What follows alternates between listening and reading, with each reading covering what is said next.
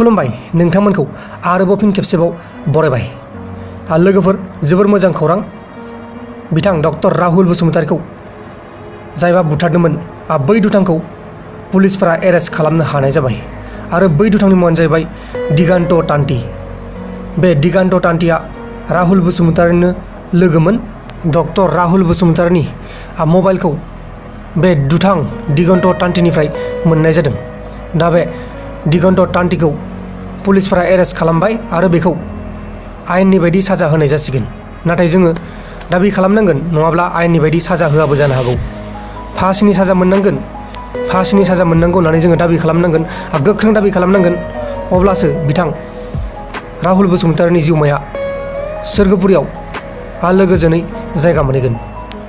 नैबे नुबाय थानायानो जाहैबाय दिगन्त तान्ति।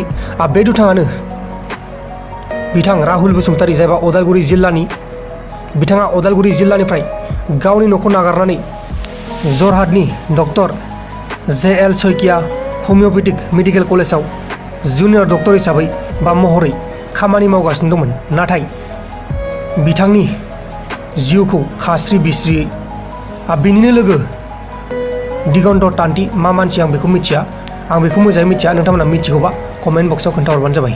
बे दिगन्त तान्तिया बिथां राहुल बसुमतारीखौ खास्रि बिस्रि बुथारनायनि उनाव राहुल बसुमतारीनि मबाइलखौ लानानै थांदोंमोन आरो बै मबाइलनि गेजेरजोंनो पुलिसफोरा बे दिगन्त तान्तिखौ एरेस्ट खालामनो हाबाय। दा पुलिसफोरा माखासे सोंलु खालामगासिनो दङ, नाथाय मा सोंथि सोंदों बेखौ दासिमबो मिथिथ'नाय जायाखै। जेब्ला आपडेट फैयो नोंथांमोननो आंनि बे प्रान्जल नार्जारी इउटुब चेनेलाव आरोबाव फिन खेबसे भिडिअ खालामबावनानै फोरमायगोन। नोंथांमोना साबस्क्राइब खालामनानै ला जुदि साबस्क्राइब खालामाखैबा। लोगोफोर बेखिनियानोमोन बिथां राहुल बसुमतारीखौ जायबा बुथारदोंमोन बै दुथांखौ हमनाय जाबाय। बेखिनिखौनो नोंथांमोना आं फोरमायनानै होनाय जाबाय।